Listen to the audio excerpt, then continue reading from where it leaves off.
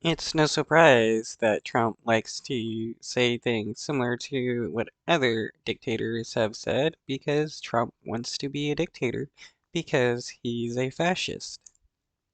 We begin this evening with increasingly alarming messaging from criminal defendant and GOP current frontrunner Donald J. Trump about what he wants to do if he wins a second term.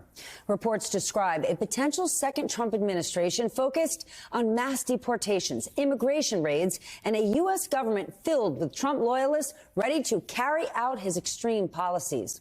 Trump's 2024 campaign responded to those reports, calling them, quote, purely speculative and theoretical. But this past Veterans Day, when millions of Americans honored those who sacrificed for our country, this is what we heard from the former president.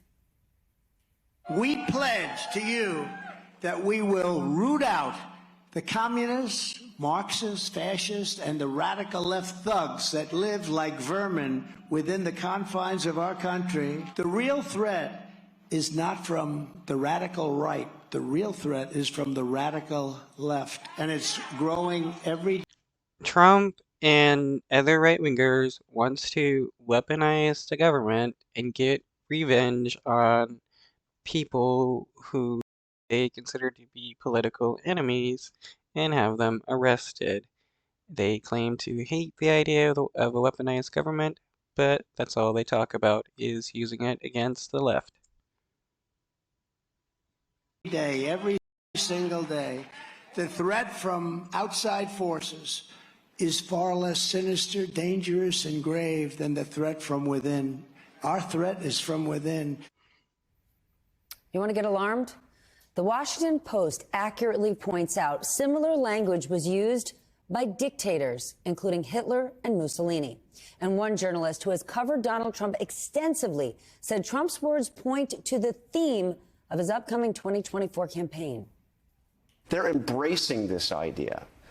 They're embracing the idea that they are out to get retribution against the deep state, against the communists, the radicals, the rhinos, and the vermin. I mean, they're embracing this idea. That is the theme of the campaign. I mean, it just is. And he's been proving it over the past 2 weeks.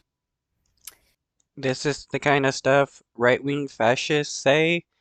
It's because they think everybody is beneath them, and the only way to make the nation good is to jail these people or to eradicate them in some way.